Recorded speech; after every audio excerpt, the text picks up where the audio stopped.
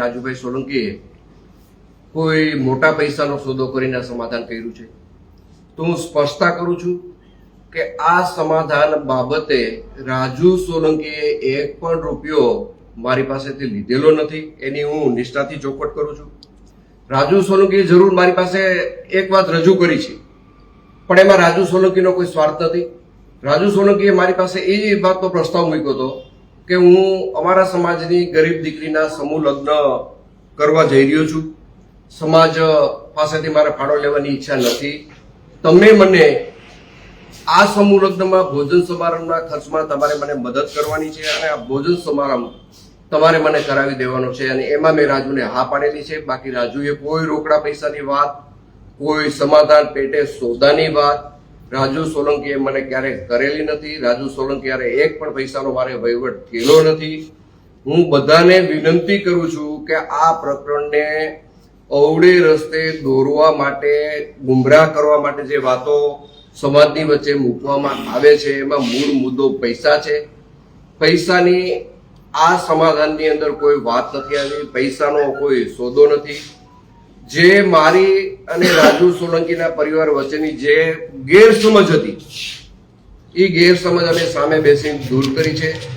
મારે આ પ્રકરણમાં વધારે એવું કહેવું છે કે સમગ્ર પ્રકરણ જ્યારે બન્યું ત્યારે સામાન્ય ઉગ્ર બોલાચાલીનો મામલો હતો.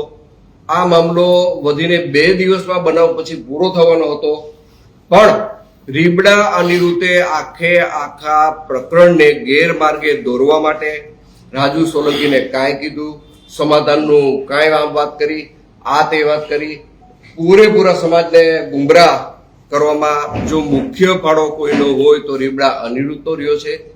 રાજુ સાથે બેઠા પછી મને ઘણી વાતની ખબર પડી કે આ પ્રકરણમાં રાજુ કંઈ દોષિત છે જ નહીં.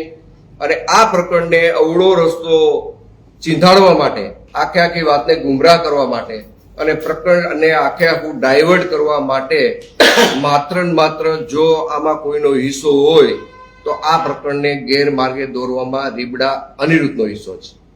રાજુ સોલંકીએ ક્યારેય પૈસાની વાત કરી નથી.